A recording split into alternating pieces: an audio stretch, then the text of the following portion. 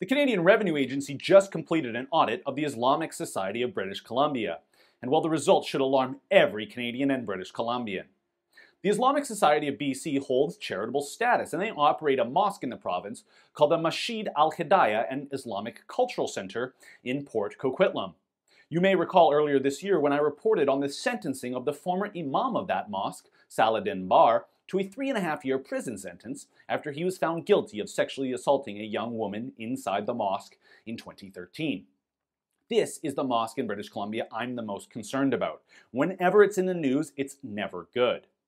In their audit, the CRA found the former imam spent tens of thousands of dollars of the mosque's money on things like jewelry, video games, and even a spa.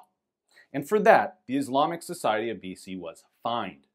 But even more concerning than that unethical use of funds, and even tragically more concerning than the sexual assault perpetrated by the imam inside the mosque, was the CRA's finding that the Islamic Society of BC was, quote, controlled or influenced by a Qatari-based organization called the Eid Foundation.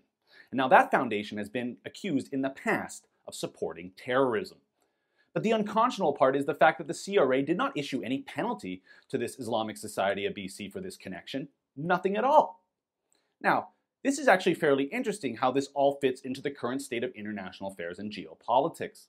As you may know, the country of Qatar has been blockaded by its neighboring Sunni Arab states, led by Saudi Arabia, the United Arab Emirates, and Egypt, as they allege Qatar is still funding terrorism. Well, if this CRA report is to believe, they still are, and all the way halfway across the world in British Columbia. But here's the thing.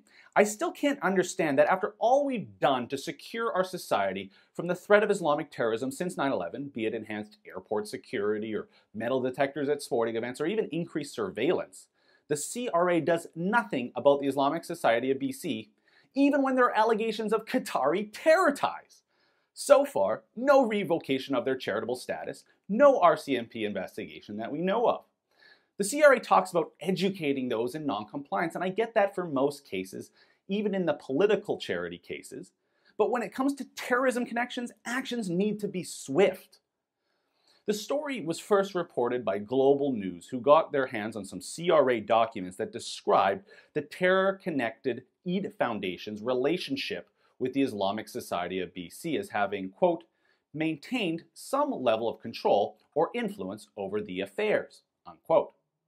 And according to other CRA documents provided to Global News, quote, the organization's connection to and possible control by the Eid Foundation is particularly concerning given that publicly available information indicates the Eid Foundation is alleged to have provided support to terrorism, unquote.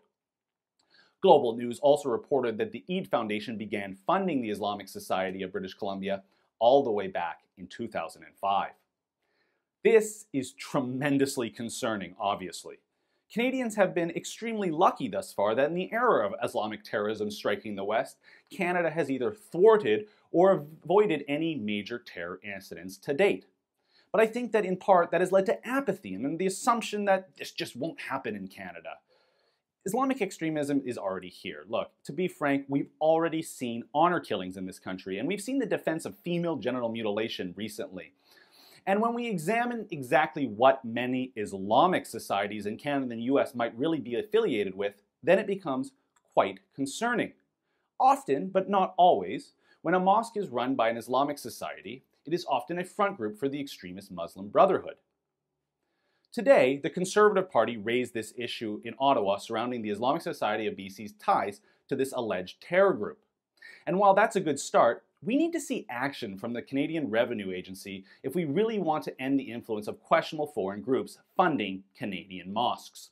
For the Rebel.media, I'm Christopher Wilson.